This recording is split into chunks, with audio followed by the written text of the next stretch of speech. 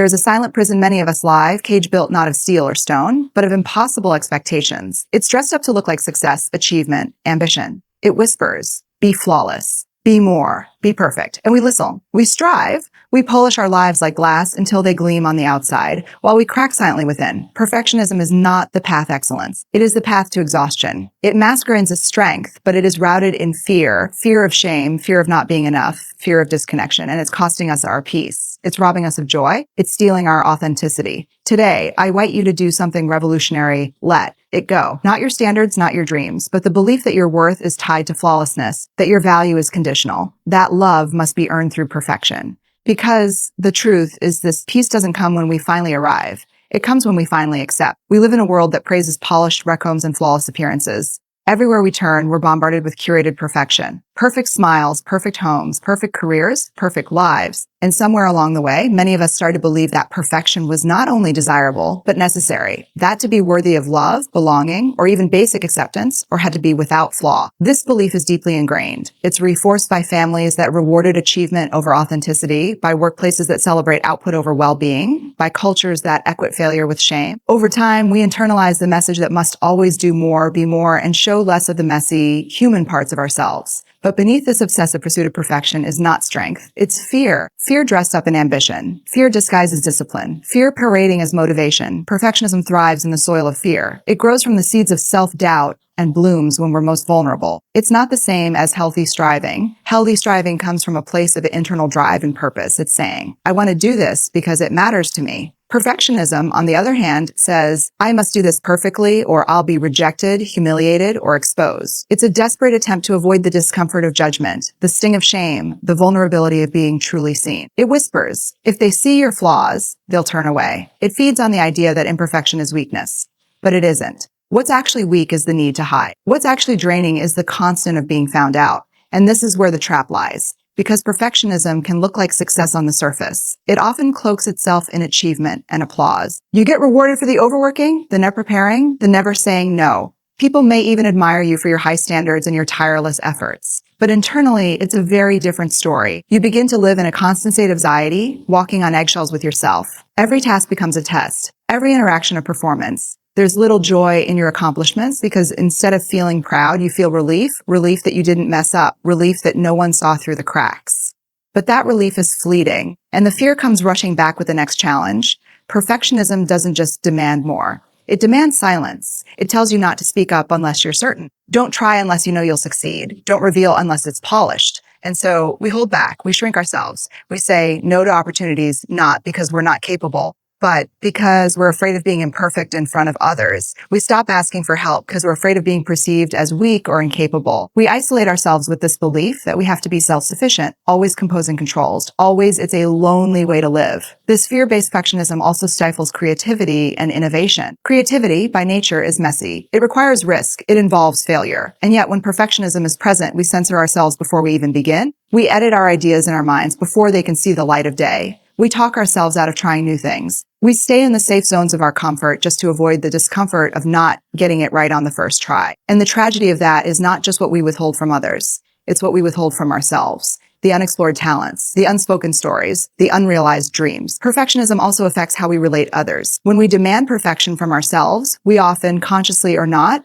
project those expectations onto the people around us. We become less tolerant of mistakes, not just ours, but theirs. We may find ourselves getting frustrated easily, not because we're inherently unkind, but because our inner critic is so loud that we assume others are judging us just as harshly. That inner script, you're not doing enough, you're not good enough, starts to play the background of every relationship, every conversation, every decision. And before we know it, we're not showing up as our true selves. We're showing up as a carefully crafted version we think is acceptable. And maybe the most heartbreaking aspect of perfectionism is that it robs of connection. Connection requires vulnerability. It requires showing up as we are, not as we wish we were. But perfectionism doesn't allow for that. It tells us to put on the mask, to hide the pain, to tuck away the grief, the fear, the doubt. It says, don't let them see you sweat. Don't let them see you struggle. And so we become performers in our own lives, reciting lines instead of telling our truth. But while we may gain approval, we lose authenticity. We receive praise, but not presence. We may be admired, but not truly known. We are not born perfectionists. We become them. We pick up the messages, sometimes spoken, often unspoken. That love is conditional. That failure is shameful.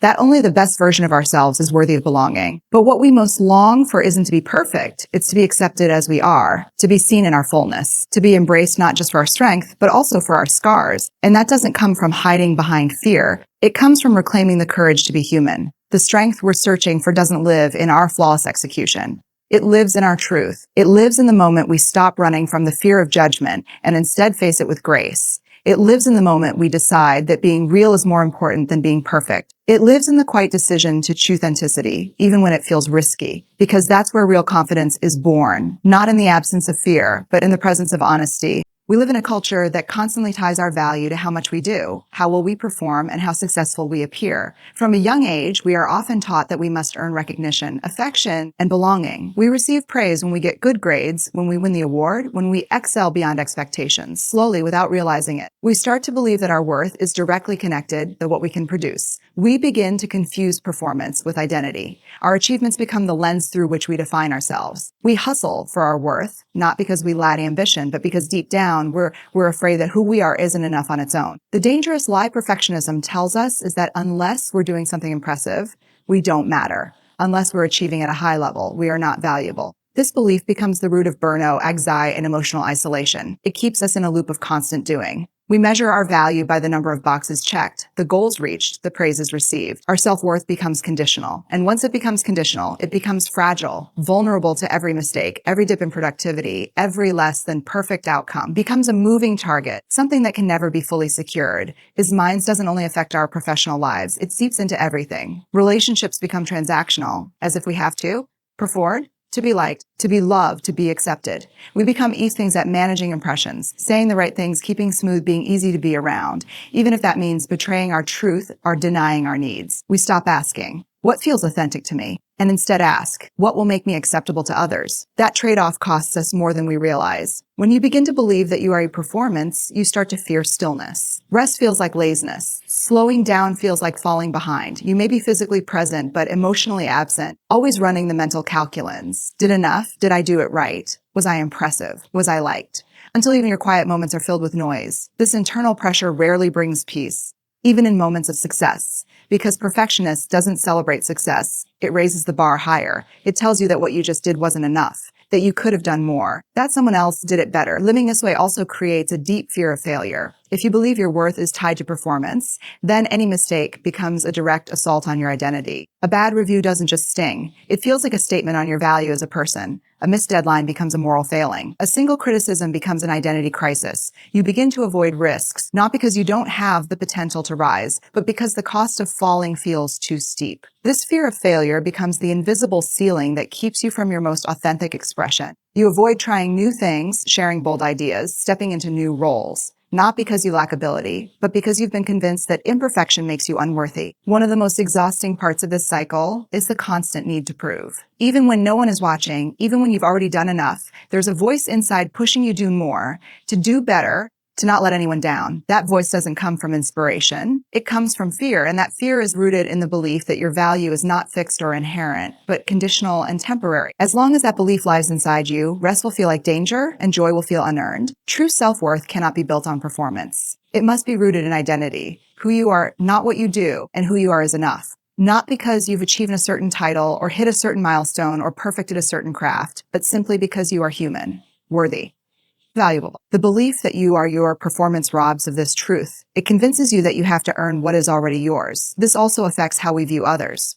When we judge our worth by performance, we start to project that same standard on the people around us. We become critical, impatient, or overly competitive, not because we lack compassion, but because we are terrified of falling behind. We see others not as allies, but as comparisons. We struggle to celebrate other people's wins because we've been taught that success is a zero-sum game. We think that if someone else shines, it must dim our light. But that belief is rooted in scarcity, not truth. And it is scarcity that fuels perfectionism. Scarcity of time, scarcity of worth, scarcity of love. Letting go of the idea that you are your performance requires unlearning years of internalized pressure. It means learning how to separate your worth from your output. It means being able to look at a do list that's still full and say, I'm still enough. It means being able to fail without falling apart. It means giving yourself permission to show up fully, even when you're uncertain, imperfect, or still growing. It means recognizing that your humanity is not a flaw to fix, but the very thing that makes you whole. This shift doesn't happen overnight. It happens in the small moments when you choose self-compassion over self-criticism, when you celebrate effort over perfection, when you speak to yourself as you would to someone you love, when you stop trying to turn your place in every room and start owning it, when you begin to trust that your presence is powerful, even when your performance isn't perfect. There's something profoundly human about our perfection. We've been taught to hide our flaws, to cover our mistakes, to bury the parts of ourselves that feel broken or unfinished. But in truth, the most powerful and transformative moments in our lives often emerge not from our strength, but from our struggle. The cracks, the imperfections, the stumbles, the moments where things fall apart are not signs of weakness. They are the places where our courage is revealed, where our resilience is born, and where our true stories begin to unfold. Cracks are not the evidence that we are failing. They are the proof that we are alive, that we are growing, that we are engaging with life in a real, unfiltered way. Every time we fall short, every time we miss the mark, every time we speak the truth even when it's hard, we are honoring our humanity. There's a kind of quiet beauty in that. Not the polished beauty of perfection, but the raw, real, aging beauty of being honest, of being brave, of being Urininnick. When we try to hide the cracks, we miss the opportunity to connect. People do not connect with our eminent perfection. They connect with our authenticity. They relate to our struggles, to our doubts, to our fears. That's where empathy is born. That's where real relationships take root. It's in the moments when we admit, I don't have it all together, that others feel safe enough to say, me too. And that shared vulnerability is something far stronger than the illusion of perfection ever could. We live in a world that encourages us to curate our lives. We filter our photos, we edit our words, we polish our experience until they fit the mold of what we think others want to see. But what if the most meaningful moments are the unfiltered ones? The tear-streaked, uncertain, awkward moments that don't make into the highlight reel. What if that's where our light really lives? Our cracks tell our stories. They tell us where we've been, what we've overcome, and how we've grown. They remind us that we endured heartbreak, failure, loss, disappointment, and that we've come through the other side. Maybe not unscarred, but stronger, deeper, and more compassionate. And that matters accounts. Those moments shape us far more than the times when everything went smoothly. We don't grow in ease. We grow in resistance. In the moments when we doubt ourselves and still take the next step. In the moments when we fall and choose to rise again. The idea that we have to be unbroken to be worthy of love or belonging is one of the most dangerous lies perfectionism tells us. It keeps us quiet. It keeps us hidden. It makes us think that healing must happen secret, that we must put ourselves back together before we can be seen. But the truth is, we don't have to be whole to be loved. We don't have to be flawless to be accepted.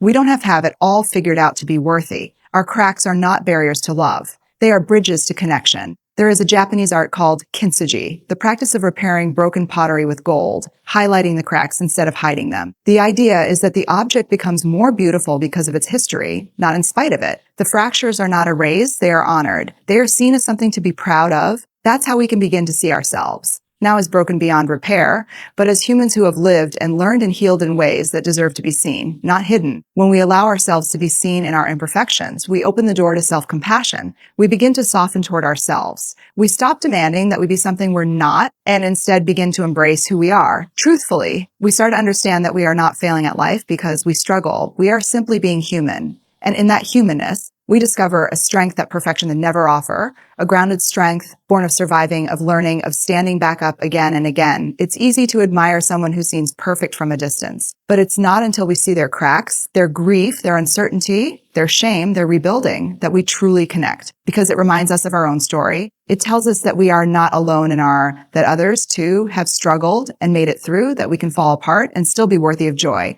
that we can face our past and still have a future, that we can be a work in progress and still be complete in our humanity. We often think that our imperfections disqualify us from the life we want. That because we've been hurt or made mistakes or carry pain, we are somehow less deserving. But what if our opposite is true? What if our cracks are the very things that make us more capable of joy, more grounded in empathy, more connected to our purpose? What if our healing doesn't erase our past, but gives it meaning? It's not the absence of cracks that makes a person strong. It's how they hold themselves in the presence of those cracks. It's the grace with which they treat themselves. It's the honesty with which they speak their truth. It's the willingness to keep showing up, even when they feel unworthy. That's what courage looks like. That's what strength looks like. That's what authenticity looks like. The truth is, none of us are untouched by life. We all carry cracks. Some are fresh. Some are old. Some are still healing. But all of them are part of our story. All of them are part of who we are. And when we stop trying to hide them, when we begin to honor them, we begin to step into a deeper, more powerful version of ourselves, not the polished version, not the perfect hurt, The real, radiant, beautifully cracked version, the one who has lived and grown and loved despite it all. Vulnerability is often misunderstood. It is frequently mistaken for weakness, fragility, or emotional instability. We've been taught to armor up, to present strength in every room we walk into, to smile when we feel like crying, to say nine when we're anything but. We're told not to let our guard down because someone might use it against us.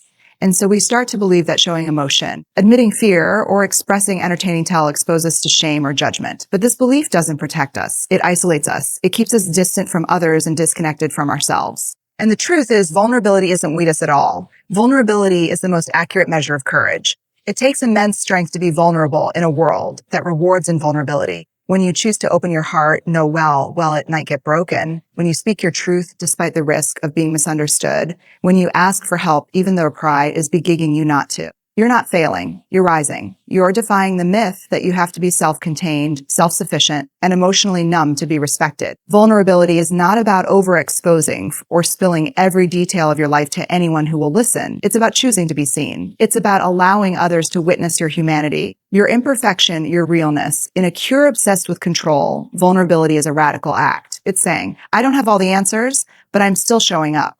It's saying, this matters to me, even when it might matter to others. It's saying, I care, even when there's no guarantee that care will be returned. Vulnerability is the birthplace of every we long for: connection, intimacy, creativity, belonging, empathy, and love. None of these things can exist in a space where we're pretending, performing, or hiding. They only grow when we make the conscious decision to let our guard down and show up exactly as we are. When we shut down vulnerability, we also shut down joy. You can't selectively numb emotion. When you mute fear, disappointment, and shame, you also mute happiness, gratitude, and hope. You can't fully experience love if you're too afraid to be hurt. You can't truly belong if you're constant editing yourself to fit someone else's expectations. And you can't experience freedom if you're always managing how you're perceived. Vulnerability is what allows us to lie full. It creates the emotional range that makes life vibrant, dynamic, and real. Yet despite its power, many of us build our lives around avoiding vulnerability. We hide behind humor, perfectionism, cynicism, and business. We don't have hard conversations. We don't say, I love you, first. We admit when we're scared or lonely or unsure. We convince ourselves that we'll be safe, we'll just stay behind the wall. But that wall doesn't just keep others out. It locks us in. It keeps us small, disconnected, and unfulfilled. Because deep down, we don't want a life that looks good on paper. We want a life that all feels real. That means letting people see the parts of us that are unfinished, uncertain, and in progress. There's a quiet strength in being able to say, I don't know, or I need help. I'm hurting. That kind of honesty doesn't come from a place of helplessness. It comes from grounded confidence. It comes from knowing that your worth isn't on how composed or competent you appear. It comes from understanding that true leadership, true influence, true human connection is built on trust. And trust cannot be built without vulnerability. We trust people who show us their hearts. We connect with people who are brave enough to say, me too. We often think that to lead, we must lead with certainty. But the most impactful leaders are not the ones who pretend to have it all figured out. They are the ones who create space for others to show up as themselves. They model vulnerability by being transparent about their journey, by owning their mistakes, by asking more questions than they answer. They make it safe for others to speak up, to fail, to learn. In doing so, they foster environments where creativity grows, where innovation grows, and where people are seen for who they truly are, not just for what they can produce. Vulnerability is also essential in healing. We cannot heal what we will not name. We cannot release pain that we refuse to feel. The moment we say, this hurt me, or I'm grieving, or I was wrong, we start to shift. We begin to move away from shame and toward compassion. We allow ourselves to be comforted, not just by others, but by the truth. Denying vulnerability only prolongs our suffering. Embracing it opens the door to growth, to forgiveness, to peace. It also plays a powerful role in creativity. Every time we create something, a piece of art, a business, a conversation, an idea, we risk being judged. We risk being told we're not good enough. But vulnerability says, I will try anyway. It says, my value is not tied to the outcome, but to the courage it takes to put myself out there. Every innovation, every piece of music, every poem, every movement that has ever changed the world started with someone willing to be vulnerable, willing to risk failure, willing to be seen. To embrace vulnerability is to reclaim our humanity. It's to walk into uncertainty with open eyes and a steady heart. It's to love without a guarantee. It's to hope without a promise. It's to speak truth even when it trembles in your throat. It's not about being fearless. It's about being present. Vulnerability invites us to live from the inside out, to stop performing and start belonging, to trade control for connection, to lay down our armor and stand in our truth.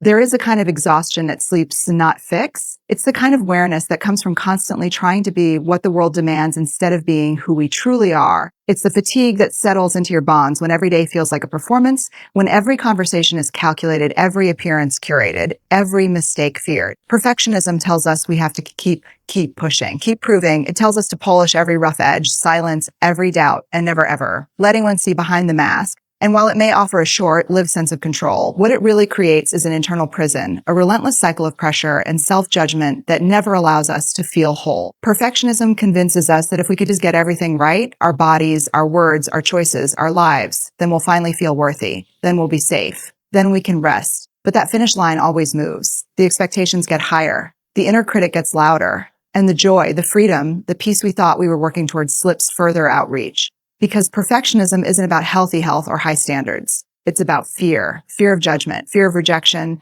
fear that underneath all our effort, we're not good enough.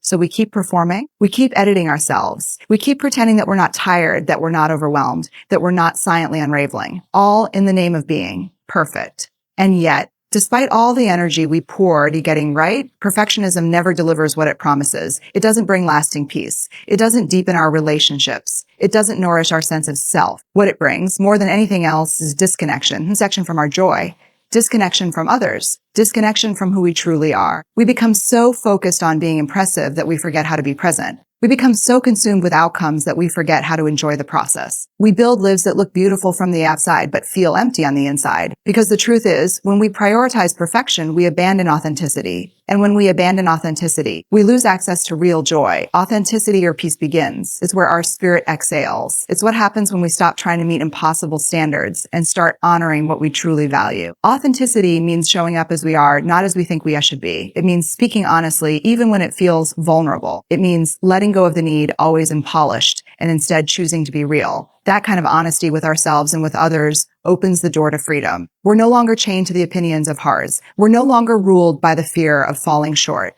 We get to live from the inside out, grounded in truth rather than image. Letting go of perfectionism is not about lowering your standards. It's about shifting the focus from being impressive to being authentic. It's about recognizing that your value doesn't depend on how flawless you are, but on how true you're willing to be. That shift changes everything. It allows you to take risks, to try new things, to fail without collapsing under shame. It allows you to rest without guilt. It allows you to take up space, to say no, to set boundaries, not because you're selfish, but because you're finally honoring your own worth. And that worth was never meant to be conditional. There's a deep sense of relief that comes with no longer needing to prove yourself in every moment. When you stop striving to appear perfect, you start to discover what actually brings you alive. You begin to reclaim your time, your voice, your energy. You start making decisions based on what aligns with your values, not on what looks good to others. You give yourself permission to play, to explore, to rest, to be human. You begin to remember who you were before it told you who to be. And that reconnection with your truth, with your spirit, with your joy is what real peace feels like. Perfectionism also makes us brittle because when our identity is built on the illusion of flawlessness, any criticism becomes a threat. Any mistake becomes a catastrophe. But when we root ourselves in authenticity and we become resilient, we can admit when we're wrong. We can learn without shame. We can listen without needing to defend. We become more adaptable, more open, more human. That's the paradox. And it doesn't make us weaker. It makes us stronger. Not the rigid kind of strength that refuses to bend, but the grounded kind that can weather the storm. There's also a profound impact on our relationships when we choose authenticity over perfection. People don't want to connect with your mask. They want to know you. Not the edited, filtered, always composed version, but the real, honest, fully alive you. When we lead with authenticity, we give others permission to do the same. We create spaces where people can be vulnerable, where trust can grow, where connection can deepen. We get to have conversations that matter, relationships that nourish us, and communities that heal. And it all starts with the courage to stop pretending. Choosing authenticity is not always easy. It requires you to confront the parts of yourself you've tried to hide.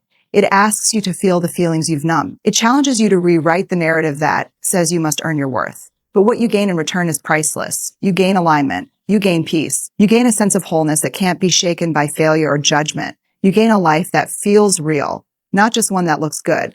This is the kind of peace that perfectionism can never offer, because perfectionism is a moving target. It always asks for more. It never lets you rest. It tells you that love must be earned and worth is conditional. But authenticity says you are already enough. You are already worthy. You don't have to perform for peace. You only have to come home to yourself. Peace is not something that arrives when all your problems disappear. It's not something that waits for you at the finish line of your accomplishments, or that gently appears once you've mastered art of flawlessness. Peace isn't something that comes from the outside world, gifted to you when you've finally proved your worth. Real, lasting peace begins when you make the decision, the brave, quiet decision, to give yourself permission to slow down, permission to let go, permission to be human. So many of us are waiting for external validation to finally feel okay in our own skin. We chase approval like a currency, hoping that if we just collect enough of it, through success, through praise, through applause, we'll eventually feel enough. But that peace is always conditional. It can be taken away with a single failure, a moment of rejection, or someone else's disapproval. And so we learn to shapeshift. We become who others want us to be. We say yes when we want to say no. We suppress our voice, our needs, our truth, all in the pursuit of being liked or accepted. But no matter how much we give or how hard we try, it never feels like enough, because the only person who give you permission to be free is you. We have internalized so many rules about what means to be worthy. Somewhere along the way, we adopted beliefs like I must always be productive to matter. I must never fail. I must keep everyone happy. I must be strong at all times. These beliefs are invisible cages. They keep us locked in patterns of perfectionism, people-pleasing, overfunctioning, and emotional repression. They rob us of spontaneity, rest, joy, and connection. They keep us distant from our inner voice, the one that whispers, "You are allowed to stop. You are allowed to feel. You are allowed to choose a different way." Giving yourself permission means breaking free from those internalized expectations. It means noticing the voice that says, "You should be doing more," and responding with, "I'm allowed to rest." It means recognizing that you don't need to be perfect to take up space, to speak your truth, or to show up fully. It means choosing to value presence over performance, connection over control, and authenticity over approval. And this doesn't happen all at once. It happens in the small, quiet decisions we make every day to return to ourselves. There's incredible power in the word allow. When you say to yourself, "I allow myself to feel this," you're creating space for compassion. When you say, "I allow myself to make mistakes," you're creating space for growth. When you say, "I allow myself to be seen, even in my imperfection," you're creating space for love. Permission is a form of radical self-respect. It is you deciding, I am no longer waiting for someone else to tell me I'm enough. I choose to believe it now. This kind of air permission is what begins to loosen the grip of perfectionism. You no longer have to prove yourself in every moment. You no longer need constantly edit, filter, or perform. You can begin to tell the truth, not just to others, but to yourself. You can say, "I'm tired." You can say, "I don't have all the answers." You can say, "I want more," or "I want less," or "This isn't working for me." And in doing so, you start to live from a place of truth rather than expectation. Peace grows in the soil of permission. It grows when we stop trying to control everything and start allowing life to be what it is. Messy, unpredictable, real. When we let go of needing every situation, every outcome, every person's opinion to go our way, we can then access something deeper than fleeting happiness. We access grounded calm. We begin to feel safe within ourselves. Not because life is perfect, but because we are no longer fighting ourselves every step of the way. This doesn't mean giving up on goals or standards. It means shifting the motivation behind them. Are you chasing your dreams because they light enough up, or because you're trying to prove you're good enough? Are you striving out of love for your potential, or out of fear of judgment? When you move from internal permission rather than external pressure, everything changes. Your work becomes more meaningful. Your relationships become more intimate. Your daily life becomes more peaceful. Not because the world has changed, but because you have changed your relationship to it. Permission also means trusting your inner wisdom. We live in a culture that constantly tells us to look outside of ourselves for direction. The algorithm knows better. The expert knows better. The world knows better. And while advice can be helpful, you are the only one who lives inside your body, your heart, your soul. You are allowed to trust your instincts. You are allowed to pause when others rush. You are allowed to make decisions that feel right to you, even if they don't make sense to anyone else. That trust builds over time, but it begins with a simple act, giving yourself permission to listen to truth. When you stop requiring external validation to feel worthy, you start to notice the subtler, quieter parts of life that bring deep satisfaction. A walk without your phone, a meal eaten slowly, a conversation where you're fully present, a laugh that isn't forced. You realize that peace doesn't live in the dramatic, highlight reel moments. It lives in the ordinary, in the here, in the now. And the only way to access that is to stop racing towards some perfect version of life and instead settle into the truth of the one you're living. Permission is not about lowering your standards.